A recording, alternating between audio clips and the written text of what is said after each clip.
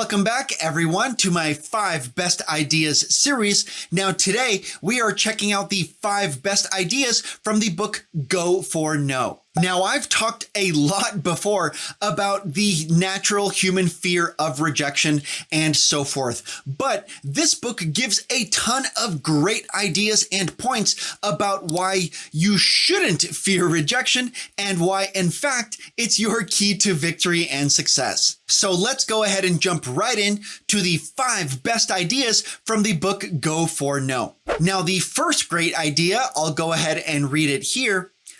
Your fear of hearing the word no is the only thing standing between you and greatness.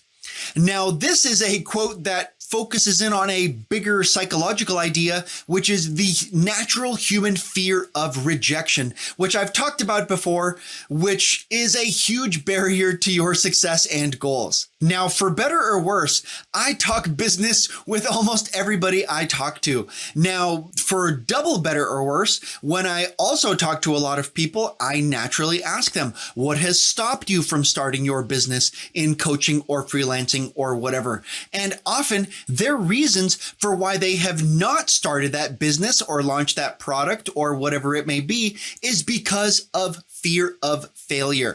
Now, most people, I understand and I realize, won't admit this, but once you get deep into it, you realize this is the case. That if you ask people, why didn't you launch that product? Why didn't you create that business? Why didn't you, whatever that may be? And if you ask people enough, you will realize that they say, well, I didn't want it to fail.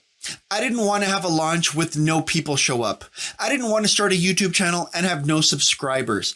I didn't want just something like that, which means I didn't want to put in effort and have a relatively low audience. So I'll probably make a whole nother video about this, but the point is that hearing the word no, or I don't think so, or maybe next time, or maybe later, is probably the number one thing keeping you from your goals and financial dreams. The next great idea from this book is this: don't leave without a no. Now, that is a very short and powerful phrase or idea, but let's go ahead and expand on it. Now, if you are selling somebody the best coaching product ever, or the best whatever product or service it may be, if 100% of people say yes, then you're probably not charging enough. So the point behind this idea of don't leave without a no means that if every single thing that you offer your prospect, they say yes to, then you're not doing your job, because your job as a business owner or marketer or salesperson is to push them somewhat to the limit. Now, that's not a negative thing. I know some people might say, oh, I don't want to push them too far. I don't want to offer them more than they need. Why not? They don't even know how much they need. So by offering them their options, your tiers, your levels, you want to offer them offers and tiers and packages until they say no. The next great idea from this book is a similar idea. Let me go ahead and read it here. Failure is the halfway mark on the road to success, a stepping stone to get what you really want in life. Yes is the destination.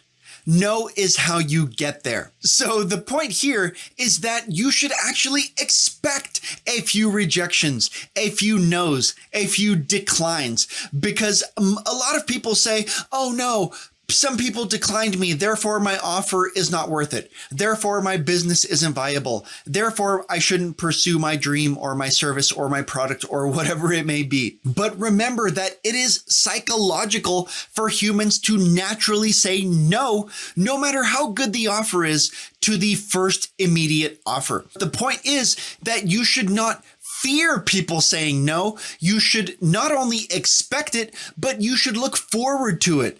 Think of it this way. For every 4 no's I get, I will get 1 yes. So while most salespeople collect yeses, you may be better served by collecting no's. The next great idea from this book is this: no does not mean never. It means not yet. 60% of all customers say no 4 times before they finally say yes. Now, I know a lot of shy people or introverts just don't like this fact, but the truth is that most people just naturally, instinctively say no to everything, including things that they actually want and that would benefit them. A great example of this would be to just offer people $1 million on the street and see how many of them say no. Now, it might be a lower or higher percentage than you might think it might be, but the point is it's not 100%. So even if you offer people the best deal on earth that nobody could deny, still many people will still say no. So just keep that in mind and don't feel as bad when people reject your great offer. The next great idea from this book is this. 44% of salespeople give up after the first no. 22% more give up after the second. 14% after the third.